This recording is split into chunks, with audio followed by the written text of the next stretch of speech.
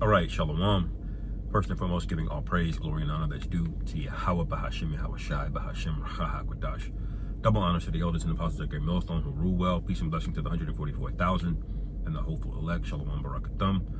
And gold prices are at an all-time high, but it will not be enough to save you. Gold is going to be a temporary refuge for a lot of people.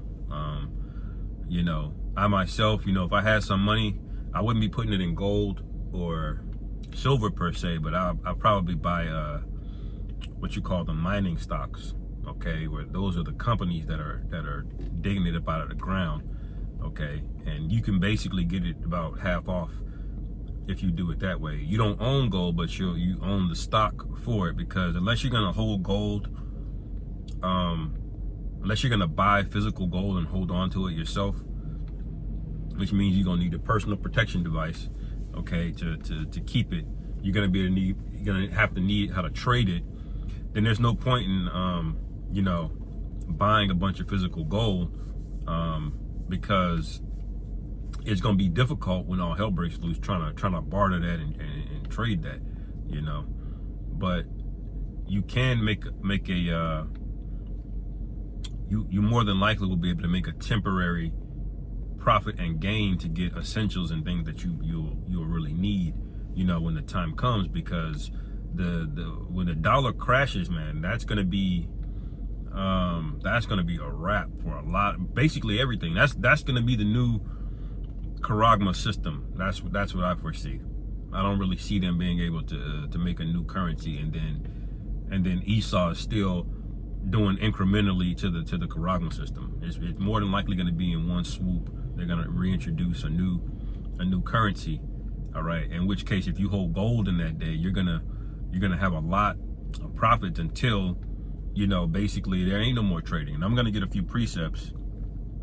Okay. But first, I want to read this little quick snippet. It says, what is the highest price for gold ever?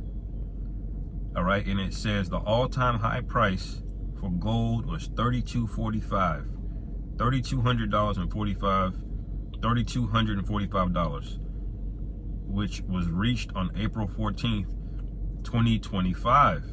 Okay. Now, if I look up gold price right now, gold is at $33.41 now. Okay, so what this means is the US dollar is losing confidence. Okay, it's an inverse relationship between gold and the US dollar, because if I were to look at the US dollar index,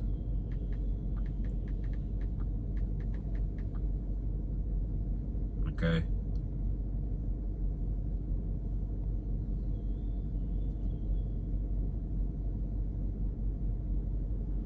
that's a chart of it right there. Okay, it's going.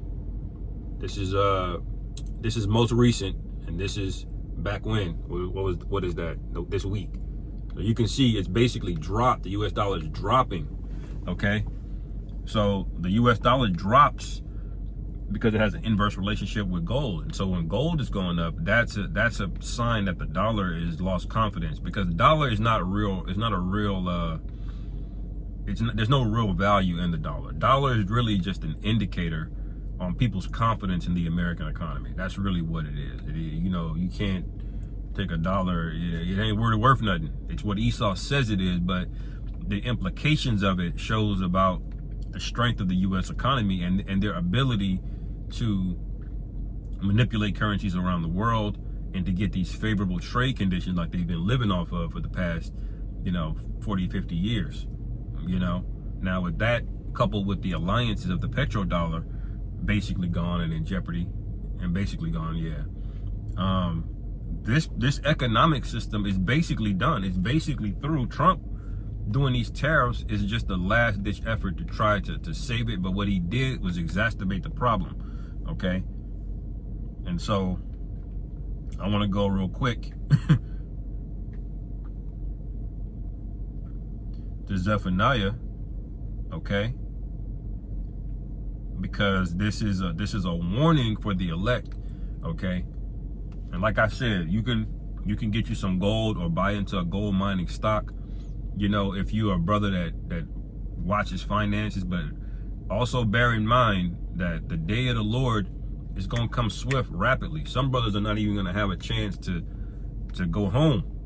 All right, all hell could break loose at any given moment. So trying to own a bunch of physical gold, you know, it can be beneficial, but it depends, you know. And if you own gold, but the gold is in the bank somewhere, well, you might as well not own it, you know, because you're not going to be able to get in that bank and get that physical gold. Like I said, if you're going to own physical gold, have it in your place where you can get access to it. But even still, you got to get access to it, okay? And then you gotta be able to barter with people, you know, if it comes to that situation. But we know ultimately that gold and silver is really just a stumbling block for the people that want to preserve their life. You have what these call these preppers, these survivalists, okay? But our survival is Yahweh Bashim Yahweh Shai, okay? Zephaniah 1:16, all right? It says, a day of the trumpet, and alarm against the fenced cities, against the high towers, and I will bring distress upon men, that they shall walk like blind men, because they have sinned against the Lord Yahweh. So there's going to be a lot of confusion. People are like, what's going on? What's happening? So you can see how chaotic this is going to be. It's just not going to be like some open, go to the Walmart superstore or whatever, and give them a you know, piece of gold, and then they're going to be able to trade. No, it's going to be chaotic out here, man. Okay. A lot of people are gonna just barter their own kids off, okay, for some water, you know, for some medicine, you know. A lot of people gonna have wounds. They're gonna do something strange for some antibiotics, okay. So that's the kind of scenario that we're going into, and the Lord is only gonna have a standard lifted up and defend the elect, okay.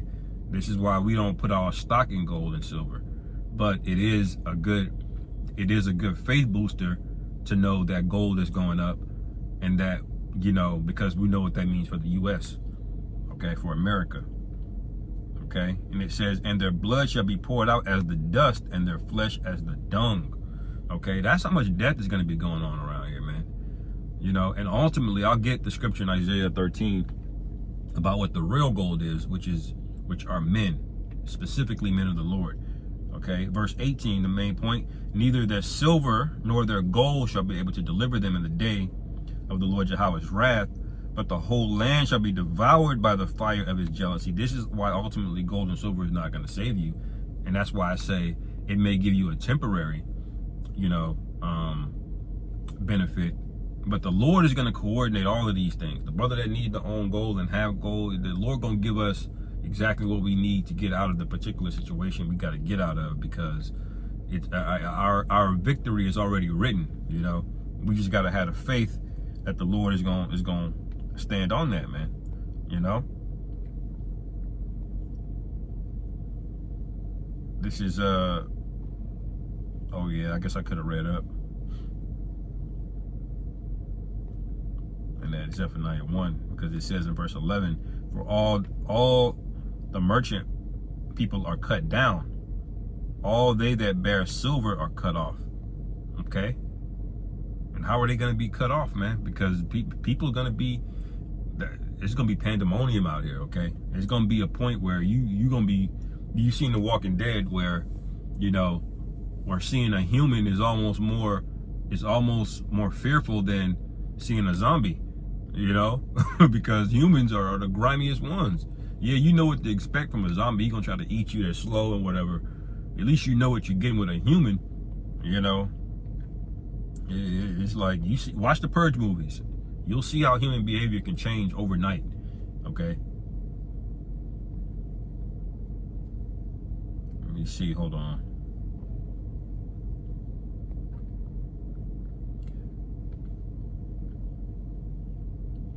Yeah, it's that precept that I was looking for.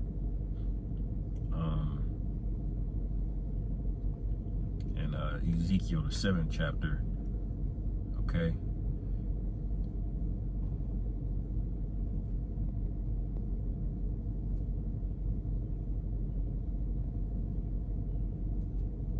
Ezekiel 7:15, the sword is without, and pestilence and famine within. Okay, so you can't barter your way out of a famine. You can't barter your way out of a pestilence. Okay, what can you do? That's judgment. That's judgment outside. Now the sword, maybe you can barter, but people, like the scriptures say, the love of many gonna wax cold. People might take your gold, but if they still got the sword and you don't, what's to save them from taking it? You know, nothing.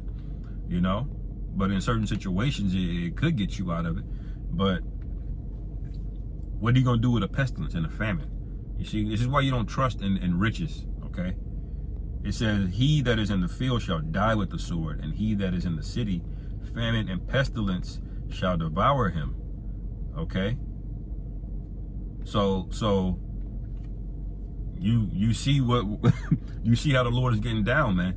You know, so these 15-minute cities they want to set up, you know, if they get these things set up before all hell breaks loose, that's what's coming to them. Okay, verse 16, "But they that escape of them shall escape, and shall be on the mountains like doves of the valleys, all of them mourning every one for his iniquity." So people that manage to escape, they're gonna be crying, man. You know, they gonna see all kind of people just go to the spirit world before they even escape.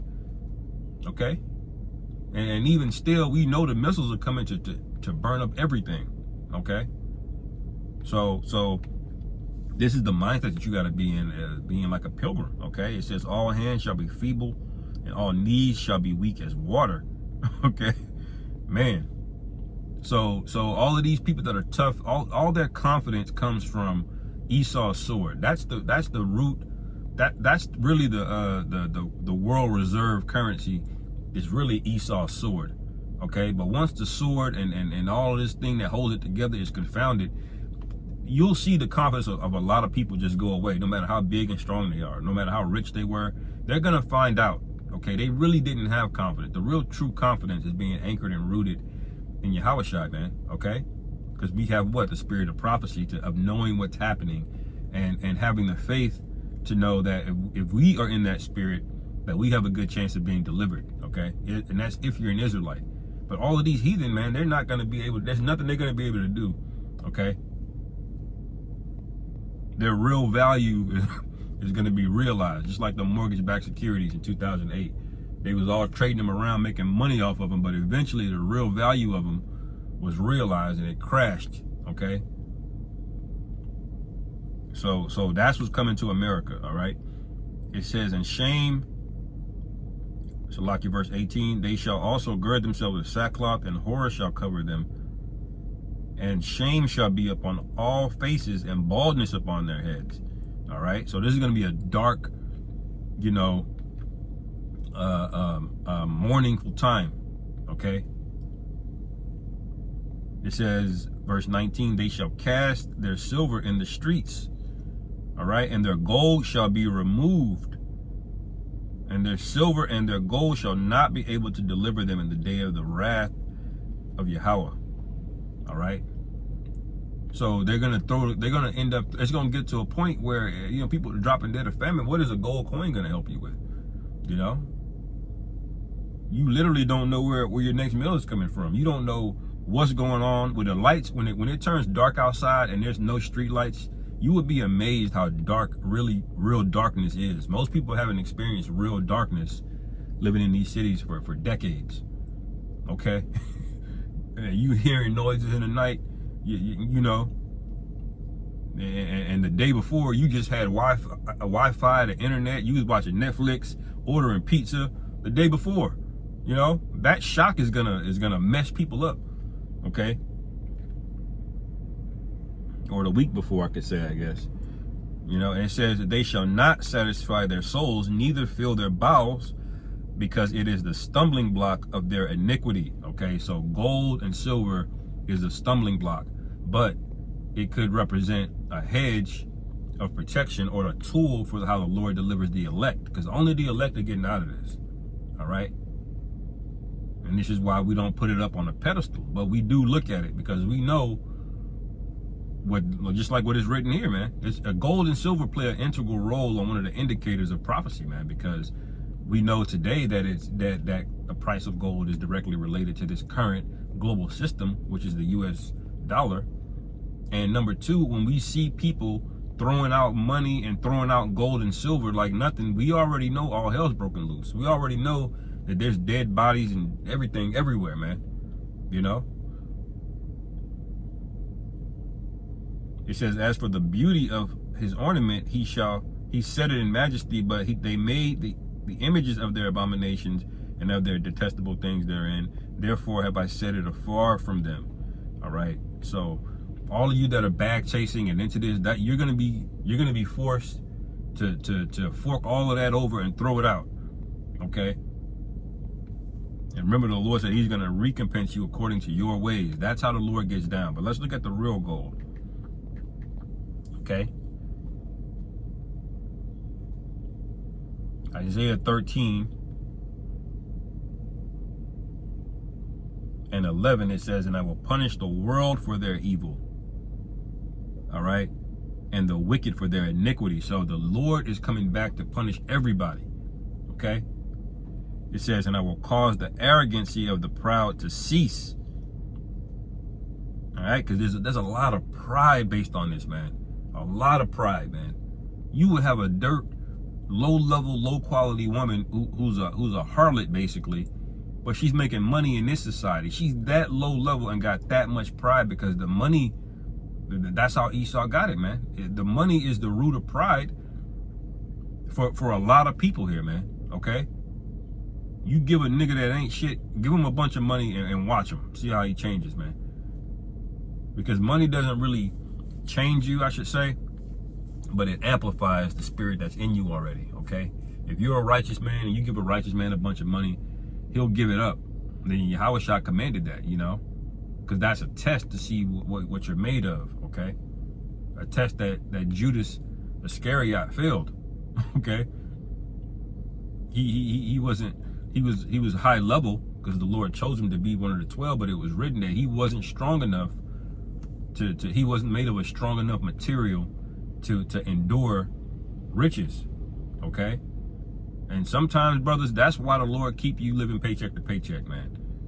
Because if he's written for you to make it and he knows your weaknesses, he's not going to give you that because he wants you to make it, okay? And some brothers may be able to handle a little bit more, you know? But when you give a wicked man a bunch of money, all it does is amplify his wickedness, man. Okay? If all he thinks about is tricking on hoes and when he's watching certain videos, if you give that man a bunch of money, the first thing he's gonna do is gonna get them hoes in real life and trick it all off, man. Okay? Now, a man that meditates on helping the body, the ministry, and he meditates on, you know, getting the brothers back in good case and having a defense line for brothers, you know, and you give him a bunch of money, then guess what? He's gonna put that money to good use, okay? He's gonna give that money, you know, unto the ministry, okay? It's about what you're made out of, okay? Paul spoke about that, what manner of man that you're made out of. It's gonna be revealed through fire, whether you're made of wood, hay, stubble, or gold, okay? That's the hour of temptation that we're getting ready to go into, all right?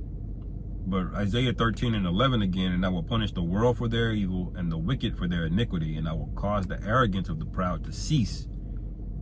All right, and will lay low the haughtiness of the terrible. He's going to do that by destroying your foundation, and most people's foundation is money, it's lust. Okay, it's happiness. You know, which happiness is a drug that you really shouldn't be, you know, chasing. Okay. It says, verse 12, the main point, I will make a man more precious than fine gold. Okay. He's going to make a man. That means men are not looked at that at this current time when this is going to go down. Okay. So the Lord is going to make a man more precious than fine gold, but not just any man. Because a lot of you, when you read 2nd Ezra, the 16th chapter,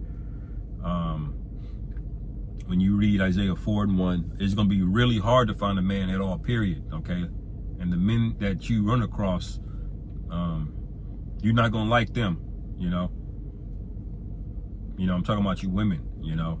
You think these men are just are just chivalrous. No, you're gonna run across a man and you don't know who he is. You're gonna be terrified, and you're gonna be willing to do anything to get out of that situation. But if you run into a man of the Lord, you know, that's gonna be the real prize, the real goal is the point. All right, and it says, even a man than the golden wedge of Ophir. Okay, because Ophir was known of having, you know, a high quality of gold, man. You know, that's what Solomon was getting when he was, you know, when he was sending his navy over here to the Americas. Okay, so that's what we got coming, man. So, you know, call Halal Yahweh Bashimi Hawashai for, you know, all of the right indicators going off, man, because we want to see this place get destroyed, man. We're sick and tired of being here, you know? Like, let's just get it over with already, you know? So I'll end it there. Lord willing, this is edifying. Call Halal Yahweh Bashimi Hawashai Bahashim Rachakwadash. On to the next. Shalom.